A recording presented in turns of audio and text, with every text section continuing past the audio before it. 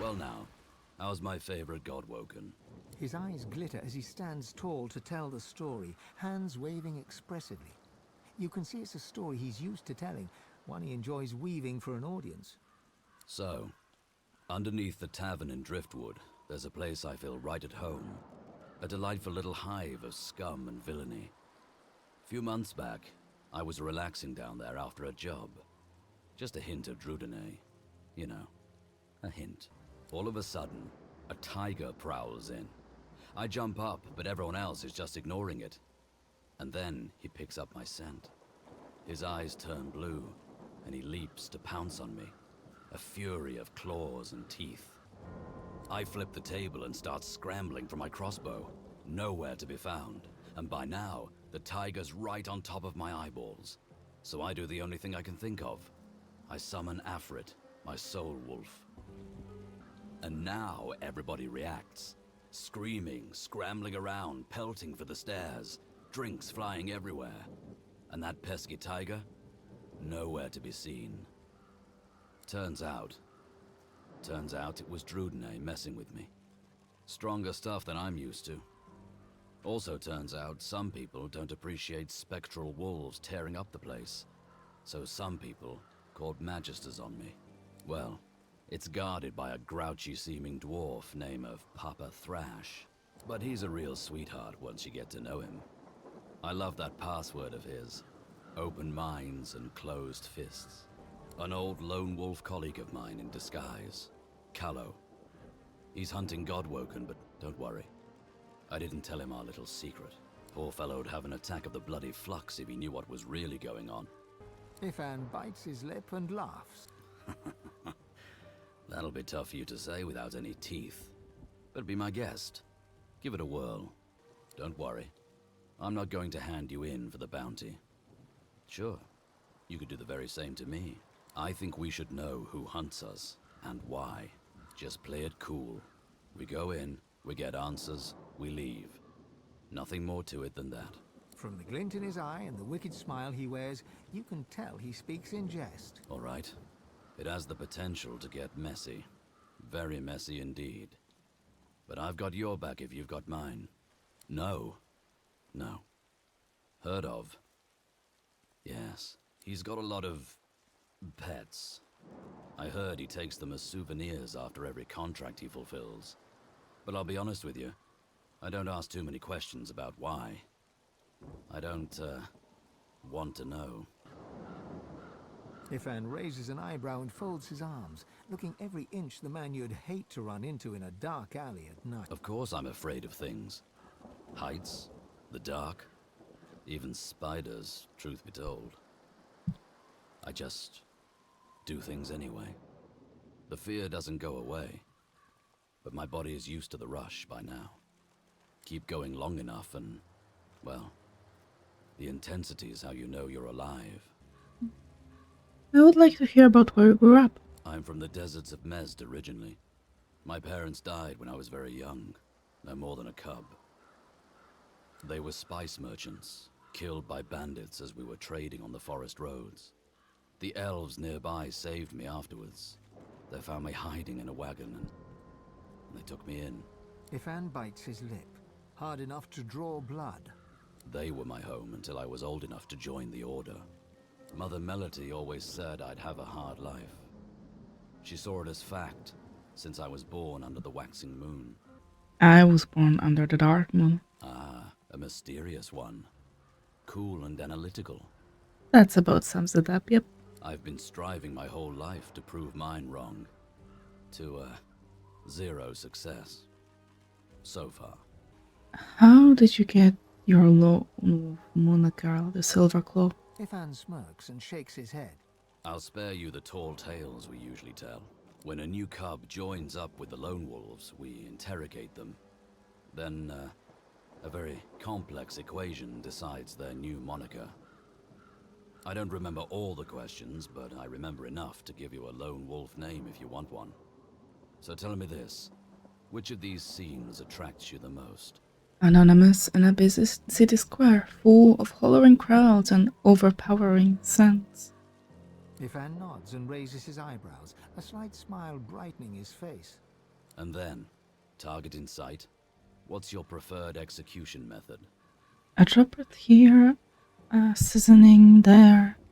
Was the blood flux, or was it you? Right. Ifan scrawls something on a little piece of paper and hands it to you. On the page, in thick black letters, is written Bright Fang. Not as pant-wettingly fearsome as Silverclaw, but not bad. Not bad at all. So you grew up in the forest.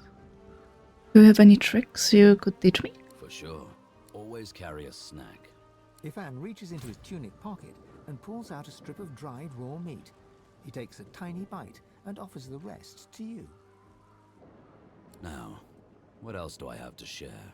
Ifan rummages around the roll-down tops of his boots and grins in victory as he plucks a single mushroom from the folds. Aha. He hands you the mushroom with great ceremony, bowing as he holds it aloft. Should I eat it raw too? Oh, I wouldn't. This one's not for eating. But I'll tell you, it comes in handy if you're dining with someone who really needs to lose their life. And soon. Ifan smiles and looks around before reaching high into his sleeve and pulling out a tiny herbal wrap. The unmistakable scent of Drudene hits you as he holds it out to you. The last weapon in the lone wolf arsenal. You know, for after the toughest jobs. He winks and tips his fingers to his temples before loping off. Not much of a landlubber, but sometimes I get no choice in the matter. Besides, there's business to take. It seems Lohar have turned on the queen. I always figured every dwarf is pure of heart when they pop out of their mummas, but we ain't born cruel. That means we can be made uncruel. Not sure Lohar will ever be an upstanding member of his community, but he knows where to draw the lines. Go on then. A tale of cloaks and daggers and daredevilry. You up for it? Yeah. Wonderful. She bows with thespian flair. Imagine a black room. It's been your room for years. You know it by touch more than sight, for it's always dark. And when I say always dark, I mean always dark. You're either in the room or in the box, for it's in the box that you travel. You're only let out at night, because you only hunt in the night, with the master's voice in your ears urging you on. And after it's done, you lie down in the box once more, with wet hands and mad red thoughts. Box? How are you even sane? Sometimes it's best to let sleeping questions lie. The thing is, the box didn't break me, though I confess it taught me to hate. One night, I killed a scholar. With my needle through his fragile old skull, he fell headfirst upon his writing desk, blood mingling with spilt ink. It's when I saw the ink that timid thoughts of rebellion first bloomed. Back in my dark room, I dipped my needle that killed the scholar in his own ink, and engraved his name in my skin. I'd remember him. I'd honor him with vengeance.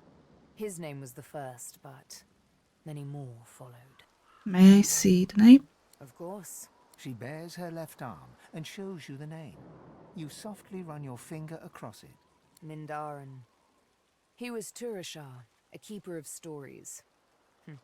I'm sure he was loved by many. People like him, the beloved dead, they kept me going. Then, one day, it happened. A gush of wind, a sliver of light. Light! I hardly knew it for what it was. A simple oversight that comes with habit. A door, left slightly ajar. That was all I needed to feel a rush of blood, a thirst for liberation like never before. I tore at the shackles that kept me chained to the floor, iron thick as a smith's wrists. Of course they wouldn't budge, they never did before. But now that I saw the light, something welled up inside me, a raw and undeniable burst of power. The shackles broke, and next thing I knew, I was free. I stood alone outside the ruins of a fortress, snow-capped peaks all around me. But the sun, oh, the sun. I had risen as if from the grave, and she kissed me back to life. What a story. Ain't over yet, honey. Why do you kill your chosen targets with a needle? Why not use a sword or a dagger? I was given my needle by the master. Guess I'm just sentimental like that. There has to be more to it than that. Fine, if it means that much to you. She draws her needle and holds it up between thumb and index finger. Go on. Ever so gently touch the tip. Barely have you touched the needle's pinpoint surface when it pierces your fingertips' bone, marrow deep. Sharp little minx, isn't she? Sabil, this needle was forged in an altogether different world. It wasn't wrought upon a crude anvil hammered into shape with rough blows. No, it was cast with demon precision. It is absolutely priceless, and it's yours. The master's own words. And he was right. As an instrument of assassination, it's absolutely priceless. But one day soon, he'll find out just how much he overspent on his gifts for little old. Just why this needle is a girl's best friend. One might say I'm a bit of a sucker for poetic justice. Go ahead. What about those dreams of yours? Ah, yes. The dream visions. I've been bombarded with a lot of grandiloquent prophecies that an analytical mind like mine is obliged to meet with a certain degree of skepticism, were it not for the princess. Like all lizards, I give great credence to dreams, for I know them to flow not from the sleep-hazed mind, but from another plane of existence altogether. Sometimes, in that vast phantasmagorical chaos, two storm-tossed kernels meet and become a constant. The Red Princess is the secret of my soul. There is no doubt we are meant for one another. Meant for dragons. Ontologically speaking, where the return of the great red dragons is as yet but a possibility in the realm of Rivellon, it is already fact in the disarray of dreams. Well, that was a bit of grandiloquent speech for sure. I notice a certain limitation in your vocabulary. You're welcome. I'm sure you're quite right. As if that ever was in doubt. Now, I don't blame you for being skeptical. It shows a penchant for logic. But logic, dreams, and prophecy make for an ill-tasting cocktail indeed. Bear with me, though. I'll make it taste sweet just yet. Well, you still haven't explained what led to your expulsion from the ancient empire. He sighs, rather dramatically. Oh, perhaps that's because I don't quite enjoy broaching them. Broach it anyway. If I must. The long and short of it is that I was banished because I was found in bed with a demon. A demon. Because I invited her in, of course. How else? You clearly have a hard time understanding all this, so let me paint you a picture. I am a prince of the House of War. There are others with that title, but none of them are the Red Prince, the jewel in the crown of the Empire. I lived in the Forbidden City, a vast complex of palaces that houses the royal family and its servants. No others are allowed to enter it. As for myself, I was never allowed out. That is the price I paid for my genius. I was too valuable to be exposed to the dangers of the outside world. All the wars I won, and I won them all, of course, I won from the comfort of sofas. Bring me information, and I will deduct, then instruct. From amid the ultimate opulence of my quarters, I expanded and very much ruled the Empire. I had it all, and frankly, I got bored. From the sound of it, you suffered from Gilded Cage syndrome. Exactly. I did not suffer the boredom of some spoiled brat. Mine was the absolute absence of challenge, the longing not simply to watch the horizon, but to journey towards it. If I could not experience the joys of the world beyond, I had to bring the world to me. Miraculous what a sorcerer can do with a little arcane lore. I summoned demons, the most dangerous game in the world. But they knew they met their match in me, and so we conversed. We drank wine, we played chess. Converse with demons, and you learn of the shadows behind creation. Drink wine with them, and you have visions of worlds beyond worlds. Play chess, and you know that one wrong move is certain death. My mind rejoiced.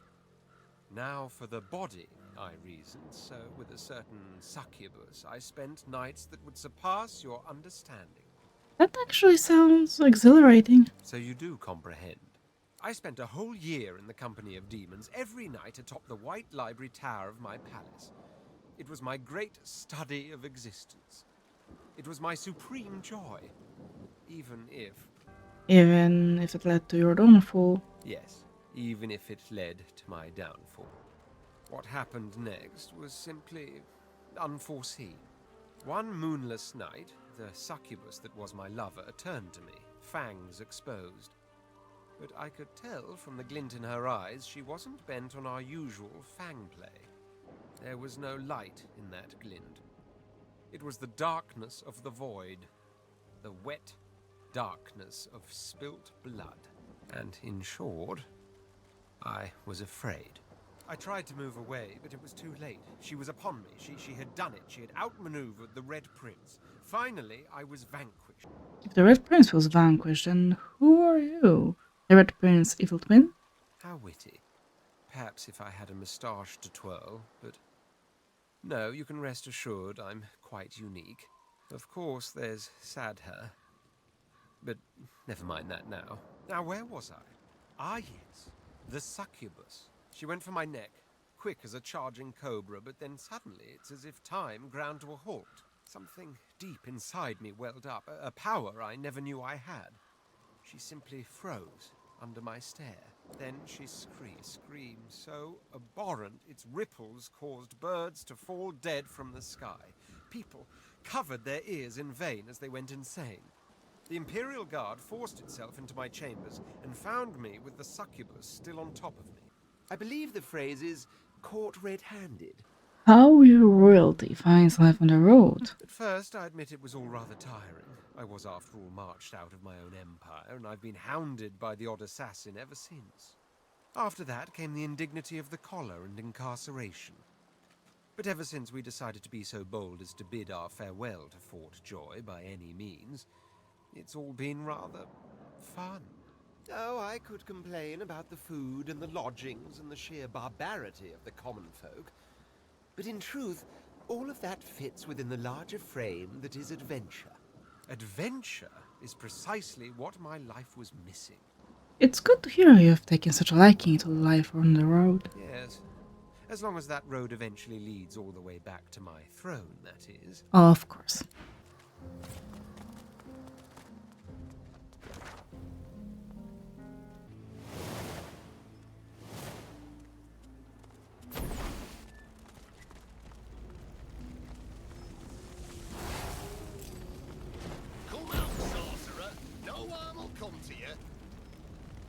What are you doing? He turns towards you. Then he breathes deeply through his nose, his tongue extended, as if he were tasting the air. Since when does rape hire mercenary? What's going on? The sorcerer is trapped in the cellar beneath the house. He's dropped one magister, but he won't drop another. We don't need you, Merc. The dead magister was killed with a bladed weapon, not with source magic. Seen a wound before, have you, Merc?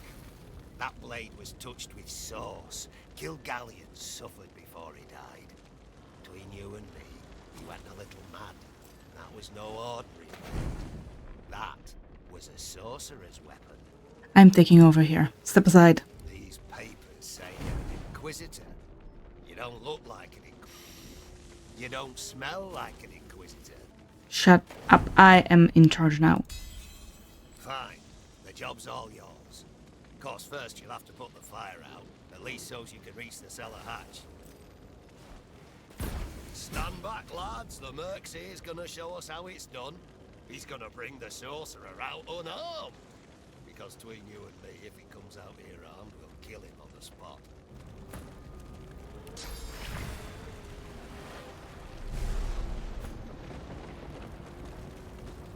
The thought occurs. The Magisters have strayed from the path of Lucian. It's one thing to stray from a path, but quite another to cut your leg in a bear trap while doing it. They have sided with dark forces. Were they ever on it? That's what happens when you give any few people too much power. Goes straight to their heads, and it's the common folk that pay the price. Wolves in sheep's clothing. That's all these magisters are. We've seen it proven time and again. Nothing like a zealot to get the message wrong. Sometimes I think the people who make the most ruckus are the ones who don't really get it deep down. The louder people shout in a god's name, the duller becomes their understanding of its message. Lucian would be appalled. How come it's still burning? Thought I put the flames out.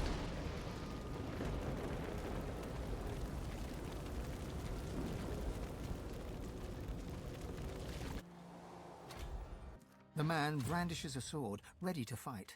A curious weapon, simple but weighty. It seems out of place in the hands of a simple worker, if that's what he is. You have your doubts, for the sword exudes an evil power. Back, Magister, or I'll cut your guts for ribbons like I did the last fella. I need your sword. My sword? Yes. Let me tell you something. I fought in the Great War. I took this weapon from a Black Ring scout I killed with my own bare hands.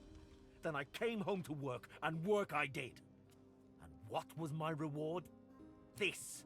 My house burned down, my neighbors killed, and by Magisters, one of whom I killed. And you would take my... I'm going to use the word the answers. It may save your skin. He gives you a long look. Then, with a flourish, he spins the sword towards you, hilt first. It's a simple weapon, weighty, well-made, and well-maintained. It's clean, but it feels tainted. Wait here. I'll be soon. It will soon be safe. And save what you can. He nods. You turn away.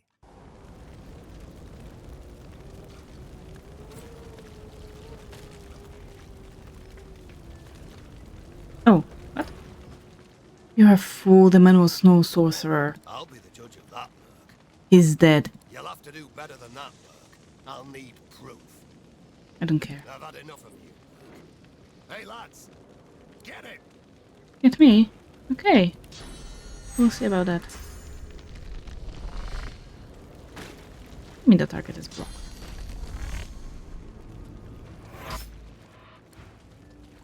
What?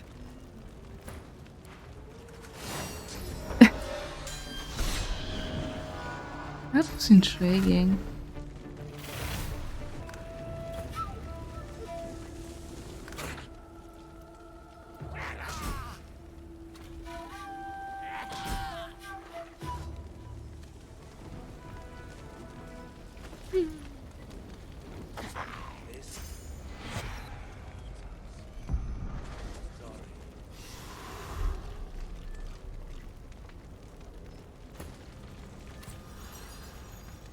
This was my father's house. He sighs. What are you gonna do now? Well, there's nothing left for me here. If he were the crying type, he'd shed a tear, but that doesn't seem to be his way. You leave him to it. Okay, now they're probably not gonna have... Oh, they will have something. Okay, what are we now? An enemy. Not those monsters. Don't toy with... I don't know where Hanag's gone. I tell you if I did. I swear on my father's grave. Oh, he swears. Did you hear that, everyone? He swears. Why, that's almost as good as a pinky promise. The White Magister swiftly pivots towards you and draws his blade. Hello. Did you come for the show, then? Good timing. The interrogation scene is over, so we're almost at the climax. It is over on Dallas's orders. He chuckles and pokes the inside of his cheek with his tongue. Oh, what an adorable little liar you are. But I have to admit, I almost admire your pathetic attempt to play hero. You, my friend, have earned a front row seat to today's performance. The sorcerer fidgets, and you notice a thin dagger resting in his palm. He slices away a bit of rope, then looks at you, eyebrows raised. Maybe you're just not asking the right questions. The White Magister turns to the sorcerer and shouts loudly enough for the entire valley to hear. Where's Hanag, half-wit? I'm telling you, I don't. The Magister silences the prisoner, turns to you, and holds out his hands as if to say, well, I tried my best. The hanging sorcerer winks at you and cuts through another strand of rope. You should tell me all about this, Hanag. Well, she... His eyes narrow. What are you playing at? The White Magister spins on his heels, just as the Hanging Sorcerer breaks free of his bond. A plot twist! I love it! Keeps things interesting.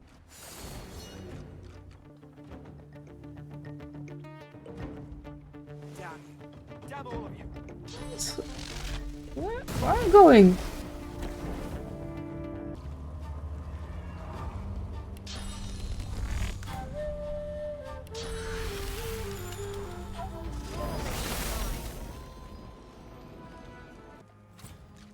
Well, unfortunately, we didn't get to save the kid. Although I tried. Oh, I tried. But the kid was The just... spirit is silent, Mm. but his face is not. A plethora of emotions cross it, as if he relives a lifetime of memories in this single moment. Jonathan shakes his head. It isn't barefaced cruelty that crosses his face, but bittersweet. He looks both impressed and indignant, nostalgic and enraged. Sauce snakes from your eyes and fingers and into his. And you are Jonathan, clad in red Magister's garb, righteous and ready. A warm hand grips your shoulder, and you turn to see Gareth's face, smiling, hopeful. Brothers in Lucian forever, he intones. You grin back. Brothers in Lucian forever. Attention, Reds. It's Alexander's voice, and you stand at attention. The bishop is to speak of the newly created Seeker Division. Perhaps the two of you will be chosen, should Lucian will it. Your source linked to Jonathan is suddenly severed. His spirit stands before you, head bowed. He offers only 2 words in reply. I'm sorry. You deserve pity, but nothing else. Forgive me, Gareth.